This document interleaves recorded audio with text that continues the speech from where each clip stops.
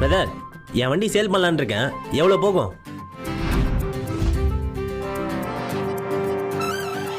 ஒரு 20,000 ரூபாய் போகும். 20,000 தானா? இதே வித்தா 20,000 ரூபாய் போகும். இதே ரெடி பண்ணி வித்துட்டா டபுள் மடங்கு போகும். சொல்ல முடியாது. ரெடி பண்ணதுக்கு அப்புறம் நானே உங்கள்கிட்ட வாங்கிப்பேன். இந்த மாதிரி ரெடி பண்ண வண்டி எத்தனை வாங்கியிருக்கேன் தெரியுங்களா? அப்போ ரெடி பண்ணணும்னா எவ்வளோ ஆகும்? 35,000 ரூபாய் போதும். டோட்டலாக வண்டியை மாற்றிடலாம். இந்தாங்க. நாளைக்கு வாங்க.